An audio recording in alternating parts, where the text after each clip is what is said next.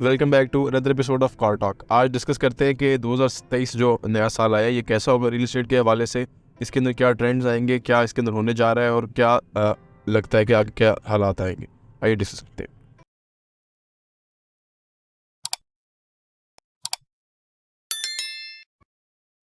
बिस्मिल्लाहिर्रहमानिर्रहीम, अस्सलाम वालेकुम रहमतुल्लाहि व बरकातुहू। मेरा नाम अहमद अकील है। 2023 रियल एस्टेट के लिए कैसा साल होगा? मैं तो इसके लिए बहुत होपफुल हूँ। मुझे लगता है कि 2023 इलेक्शन का साल है। 2023 जो है वो पाकिस्तान में एक बड़ा फैसला कुन साल है इस हवाले से कि बहुत कुछ बदलने वाला है। जो पिछला रजीम चेंज हुआ उसके अंदर जो भी गंद हुआ वो साफ़ करने का टाइम है। अदारों को अपनी पोजीशन समझने की टाइम है। आवाम अवेयर हो चुके, वो जान चुके कि ये जो अदारे हैं ये अपनी अपनी हदूद से बाहर कैसे निकलते हैं और उससे मुल्क का क्या नुकसान होता है।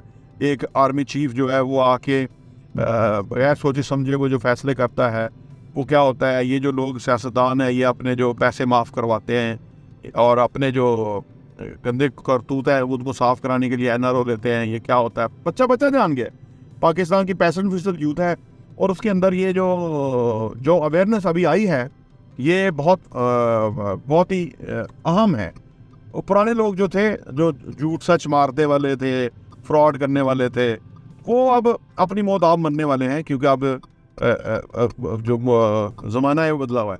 अगर हम पर्टिकुलरली रियल एस्टेट की बात करें तो इस वक्त रियल एस्टेट सेक्टर के लिए जैसे डिजिटल मीडिया है, इतना ज़्यादा कस्टमर एजुकेट हो रहा है ना। कभी आप सोचिए पिछले 30 सालों में इतना नहीं एजुकेट हुआ जितना कि 2022 में हुआ और 2023 में होगा। इन 2 सालों में जितना वो एजुकेट होगा, उसकी एजुकेशन से क्या फ़ायदा होगा कि वो रियलिस्टिक होगा, चीज़ों को समझेगा उस तरह से कि जो उस वो हैं।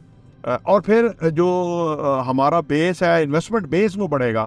जैसे पिछले दौर इमरान खान के दौर हुकूमत में मंथली $2.5 अरब जो है ना वो रेमिटेंसेस आ रहे थे और अब ये नेक्स्ट लेवल पे जाएंगे। अभी जब नए इलेक्शन होंगे और अब नज़र तो आ रहा है इमरान खान की हुकूमत होगी इंशाल्लाह ताला, क्योंकि लोग तो फैसला कर बैठे और ये लोग तो इलेक्शन ही नहीं कराना चाहते, बल्दियाती इलेक्शन। अभी कहा जा रहा है कि इलेक्शन जब होंगे तो हालात बेहतर होंगे, मार्केट बेहतर होगी रियल एस्टेट की। तो ये किस तरह से होगा? अगर फॉर एग्जांपल इलेक्शंस होते हैं उसके बाद किस तरह से हमारी जो है इकोनॉमिक सिचुएशन वो बेहतर होगी? एक्चुअली होता क्या है, होता ये है कि इस वक्त तो जो हुकूमत आई हुई है, दुनिया को पता, दुनिया में तो खबरें जाती हैं कि क्या हो रहा है। ये 1990 में हिंदुस्तान का ये हाल था जो इस वक्त पाकिस्तान का है। दुनिया उनको पैसा नहीं दे रही थी तो हुकूमत भी इसी दुनिया लंगड़ी थी, यानी क्रेडिबिलिटी वाली नहीं थी।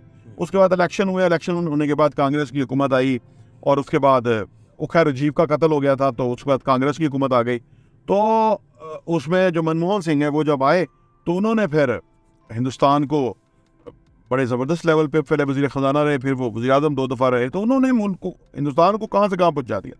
ये जो टाइम है इस वक्त, अल्लाह करे इमरान खान आए या जो भी हो रहा है, अब आप देखो ना, कोई भी जो सूरत हाल होगी वही आएगा ना।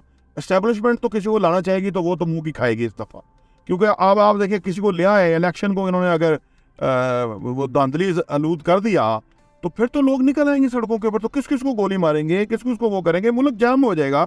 ठीक है, लोग तो GHQ के ऊपर चढ़ दौड़ेंगे। तो चीज़ें बहुत सेंसिटिव हैं इस वक्त। जितना पॉलिटिकल जो गरमाइश है ना उसके आगे तो कोई ताकत नहीं ठहर सकती। तो ये जो लूले लंगड़े सियासतदान हैं या ये जो इस्टेब्लिशमेंट, बदनाम है ज़माना पाकिस्तानी इस्टेब्लिशमेंट है पाकिस्तान के हवाले से, ये कैसे ठहर सकेगी? इनको तो लोग फौजियों को पड़ जाएंगे। ये तो बड़ा, अल्लाह ना करे वो टाइम हो, ये बड़ा बेकार पैदा हो जाएगा। ठीक है, नई गवर्नमेंट आएगी तो फिर वो किस तरह से आगे? असल में होता क्या है, जब नई गवर्नमेंट आती है ना, जिसके पास सियासी मैंडेट होता है, जो ताज़ा फ्रेश मैंडेट लेके आती है, उसके बाद दुनिया उस गवर्नमेंट की बात को समझती है। असल में जो बंदा, जिसके पास वसफ हो, जिसके पास अहलियत हो, उसके पास ताकत आ जाए ना तो वो हम्बल हो जाता है, वो ज़ेरिक हो जाता है, वो दूरंदेश हो जाता है, वो जो है ना चीज़ों को समझना शुरू कर देता है। उसे पता होता है कि भाई छोटी बुराई कबूल है, बड़ी बड़ी नहीं हम कर सकते। इमरान खान तो अपनी मौत मार रहा था ना, क्योंकि वो आप देखिए लोगों को डिलीवर तो नहीं कर पा रहा था, लेकिन जिस तरीके से उसको ख्वार किया गया या जिस तरह से उसको निकाला गया, वो डायरी लेके निकला तो पूरी कौन समझ गई कि यार ये उसके साथ तो ज्यादती हुई है। ये कौन होते हैं जो इस तरह करने वाले हैं? तो अब वो तो आप देखें बच्चा जो है वो तो चोर और डाकू और गुंडे और बदमाश बन कह रहा है। जो अदाकारों के स्कैंडल आ रहे हैं, जो चीज़ें आ रही हैं अभी, और अगर आ गई कुछ तो कितनी नफरत और बढ़ेगी। तो बहरहाल जब नई हुकूमत आती है ना, आप ये पूछ रहे थे कि वो क्या होता है। देखिए, जब नई हुकूमत आती है तो दुनिया उसकी बात को समझती है, क्योंकि उन्हें पता होता है कि ये जो लीडर है इसकी जो रूट्स है वो अवाम में है, 22 करोड़ अवाम में इसके रूट्स हैं। इसको मत के ये जो आई हुई है, इनके तो रूट्स GHQ से बाहर नहीं, आगे नहीं है। इनको तो अवाम बैक नहीं करती, क्योंकि ये तो चोर चुके डाकू बदमाश गुंडे यानी पसने ही वाले थे, क्योंकि उनको केसेस माफ हो गए, उनको तो सारे, तो इनको तो लोग शदीद नफरत करते हैं। जब नई हुकूमत आती है तो लोग उनको समझते हैं कि ये गवर्नमेंट अवाम की हुकूमत है। अच्छा, कभी दौर था डिक्टेटर आ जाते थे, वो चीज़ों को संभाल लेते थे, अब दौर नहीं है। Because of this social media चीज़ें इतनी खुल गई हैं कि यानी उसको बंद करना, जिनको वापस बोतल में डालना मुमकिन नहीं है, ठीक है ना। अगर अदारों के अंदर भी ये जो अभी जो भी आर्मी चीफ हैं, जो आसिम मुनीर है, हाफिज, ये अगर ऐसी टीम बनाने में कामयाब हो गए कि जो लोगों के सेंटिमेंट्स को समझ के उसके मुताबिक अपनी पोजीशन को क्लियर करने में कामयाब हो गए, तो फिर तो आप सोचिए कि अदारा भी बच जाएगा, उनका भी फ़ायदा होगा और मुल्क का भी फ़ायदा होगा। और अगर ऐसे लोग ना आ सके, जैसे कहा जा रहा है कि बाजवा के अभी भी रूट्स है, ये बहुत ख़तरनाक है। यानी एक बंदा जो कि बदनाम ज़माना है, जिसने के नुकसान किया मुल्क का, और वो अभी भी अगर पीछे बैठ के, और ये जो आर्मी चीफ है इसको कठपुतली की तरह चला रहा हो, मैं तो इसको समझ ही नहीं पाता, और मैं तो इसको डाइजेस्ट नहीं कर पाता कि ऐसा हो सकता है। तो कितना भी अगर फ़र्ज़ करो कितना उसका दस्ते रास्त होगा, लेकिन अब अल्टीमेट जो पावर है वो इसके पास है, जनरल आसिम मुनीर के पास है। तो अगर ये अभी भी उससे एडवाइस लेगा तो फिर तो मैं समझता हूँ ये तो अपनी दायरे को भी नुकसान पहुँचाएगा, खुद को भी नुकसान पहुँचाएगा और मुल्क को भी नुकसान पहुँचाएगा। तो ये तो बड़ी उस तरह की सूरत है। लेकिन मुझे लगता है कि ये जो भी मैंडेट लेके आएगी उसका वर्किंग अंडरस्टैंडिंग बनाएगा, जो कि एक बेहतर चीज़ है 2023 के अंदर, कि आपको उस तरह की वर्किंग अंडरस्टैंडिंग बनानी चाहिए। और इमरान खान पहले भी, बल्कि उसमें तो इल्ज़ाम आता था कि वो फौजी को, जर्नलों को बैठा रहा है, उन्हीं की बात सुन रहा है, DHAs बना रहा है। सारा बदनाम तो आर्मी की वजह से इमरान खान हुआ। अवाम को वो उतना दे नहीं सका जितना उसने आर्मी को दिया। तो मेरा ख्याल है कि अगर वर्किंग अंडरस्टैंडिंग बन गई तो फिर सूरत बहुत बदलेगी। लेकिन अगर आप वैसे भी आप समझें कि जब भी इलेक्शन होते हैं तो कभी भी, जब ये जो बेनज़ीर और नवाज शरीफ का दौर था, तो 2-2.5 साल के बाद, 2 साल 1.5 साल के बाद भी हुकूमत हटा दी जाती थी। वो भी इस्टेब्लिशमेंट ही आप समझ आइए पीछे से करती थी, वो नहीं चलने देती थी। लेकिन अब अगर इस तरह का तमाशा लगाने की कोशिश की गई तो फिर जो उसके जो उसका जो यानी वो जो रिस्पांस आएगा वो अवाम की तरफ से बहुत ख़तरनाक आएगा, because of this social media, because of awareness, because of education. तो लोग अब समझते हैं वो अदारा अपनी हदूद में रहे। अब बच्चा समझता है भाई उसको, वो इस मुल्क का अल्टीमेट जो है उसके पास पावर नहीं है। वो इन्होंने डिज़ाइन ऐसा कर दिया, कायदे-आज़म तो इन फौजियों को पसंद नहीं करते थे इस तरह से, वो तो जमहूरियत के ऊपर बिलीव करते थे। तो ये जो अयूब खान आया, उसको बड़ा लालच था हुकूमत चलाने का, और जो मुशर्रफ आया, देखे ना कारगिल का वाक़या मुशर्रफ ने किया। मैं इसलिए तो फौज में आगे लोगों को भेजने के खिलाफ हुई, तो सियासी फौज है। अब देखिए उसने कारगिल में हमला करा के फौज मरवा दी और फौज जाके उधर बैठा दी। बाद में नवाज शरीफ ने सियासी तौर पे क्लिंटन के साथ मिलके जो है ना वो फौज को वापस बुलाया, तो हमारे जो शहीद हो गए, वो कीमती लोग शहीद हो गए हमारे, तो वो किस सियासी भीड़ चढ़ गए। तो आज बच्चा समझता है कि भाई वो टाइम तो नहीं है कि आप लोग इस तरह शहादतें देते रहे इनकी सियासी गलतियों और बेवकूफ़ियों की वजह से। आपको एक डिसिप्लिन तरीके से आर्मी को चलाना चाहिए। ये नहीं कि आप वो नवाज शरीफ को पता नहीं है तो कारगिल पे हमला कर दिया। तो अर्ज करने का मतलब ये कि इतना कुछ चीज़ें लोगों की आप समझ में आ गई हैं कि लोगों की आर्मी में के अंदर जाने में इंटरेस्ट खत्म हो गया, क्योंकि आर्मी के जो लोग हैं वो बेबस महसूस करते हैं अपने आप। अब जनरल बाजवा था, जब सारे आर्मी के जो वो लोग थे कि जो जहन रखते थे, समझ रखते थे, लेकिन वो जो कमांड एंड कंट्रोल के अंदर उनकी गर्दनें फंसी हुई हैं, वो कुछ कह तो नहीं सकते थे।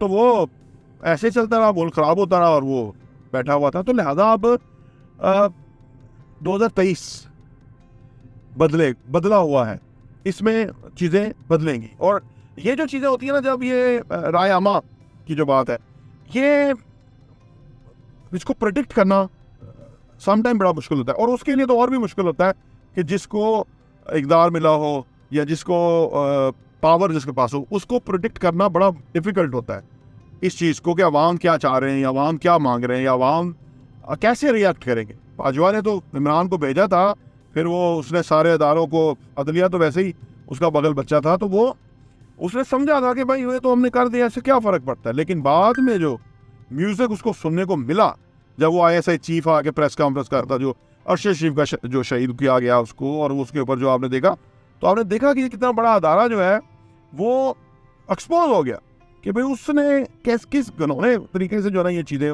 उसी से सरजद हुई। और वो आज जो बच्चा है वो उसको पता है कि किसने अरशद शरीफ को शहीद किया, ये सारी बातें क्लियर हैं। तो 2023 एक बदला हुआ साल है। अच्छा, अब हम अपने शोबे की तरफ आ जाए, पर्टिकुलरली रियल एस्टेट के हवाले से।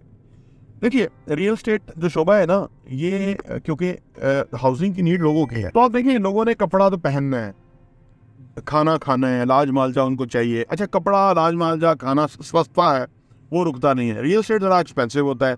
जब किसी के पास पाकिस्तान में कैश पूरा होता है तो उसने घर लेना होता है, उसने अपार्टमेंट लेना है, उसने रहने के लिए लेना है, तो लिहाजा ये नीड अपनी जगह एग्जिस्ट करती है। और ये जो रिक्वायरमेंट है, अगर वो फुलफिल नहीं हो रही, जो कि नहीं हो रही फुलफिल ना, क्योंकि कंस्ट्रक्शन मटीरियल इतना महंगा हो गया, फिर एग्जिस्ट करते हुए प्लॉट कितने हैं, उस पर घर कितने बनते हैं, अपार्टमेंट कितने बनते हैं, तो वो नीड अपनी जगह बहुत बड़ी नीड बनती जा रही है। फिर अब जो हमारा पैसा डिवैल्यू हुआ, उसके ऊपर जो ओवरसीज पाकिस्तानी है, उनकी जो कुव्वत खरीद है वो डबल हो गई ऑलमोस्ट।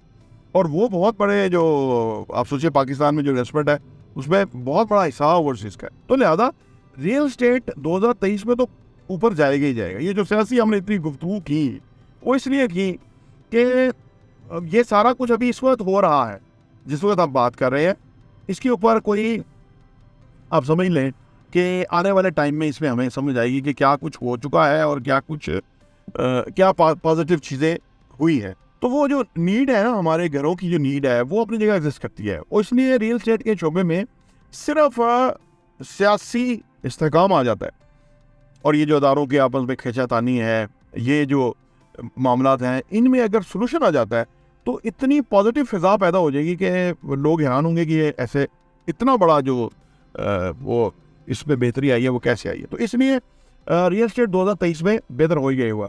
अच्छा, दूसरी एक और बात और इम्पॉर्टेंट, जेमरॉन से किसी ने पूछा कि जब नया साल आ रहा था, 2000 आ रहा था, अमेरिकन ट्रेडर है, उनसे पूछे 2000 जो आ रहा है, आप क्या समझते हैं कि ये न्यू मिलेनियम है, नया साल है, तो कैसा होगा। तो जेमरॉन ने कहा कि gentleman, I can tell you कि भाई पिछले 10,000 साल की रिकॉर्डेड हिस्ट्री के मुताबिक और इस वक्त की सूरत हाल के मुताबिक मैं ये प्रेडिक्ट कर सकता हूँ जो अगले आने वाले 10 साल हैं वो भी वैसे ही होंगे जैसे पिछले आने वाले 10 साल हैं। तो दरअसल चीज़ें मोर और लेस वैसी ही रहती हैं, दुनिया चलती रहती है, दुनिया रुकती नहीं है। और पाकिस्तान के अंदर पैसा मौजूद है, मैंने जैसे पाकिस्तान के अंदर पैसा मौजूद है, लोगों के पास, लोग डॉलर खरीदते हैं, कभी कुछ करते हैं, क्योंकि हमारे यहाँ इन्वेस्टमेंट की नॉलेज नहीं है। दूसरी बात यह है कि एथिक्स जो है वो है नहीं, या बस पैसा बनाने के लिए लोग क्या कुछ कर गुजरते हैं, मिलावटें कर जाते हैं, अपनी सीट का नजायज़ इस्तेमाल कर जाते हैं, पता नहीं क्या कुछ कर जाते हैं, लेकिन उसका तो हिसाब देना होगा। लेकिन इस वजह से ना हम अभी बिजनेस में उस तरह का मुल्क नहीं बने कि जिस तरह का हमारा पोटेंशियल है। वो तब बनेगा जब हम थोड़ा और आगे जाएंगे। अब ऑलरेडी जो यूथ आ रही है वो बाहर से जो चीज़ें एक्सपोर्ट करी, जैसे IT और रोबोटिक्स, ये चीज़ें एक्सपोर्ट हो रही है और ग्रेजुअली ये इंक्रीज़ हो रहा है और इसमें पोटेंशियल बढ़ रहा है। तो ये आने वाले टाइम में और जो है ना वो बेहतर होता जाएगा। तो आने वाला साल बेहतरी की तरफ ही जाएगा, क्योंकि जितना वर्स्ट हमने 2022 गुजारा है, इस 2023 उतना या उससे ज़्यादा वर्स्ट नहीं हो सकता। प्रॉपर्टी TV देखने का बहुत बहुत शुक्रिया।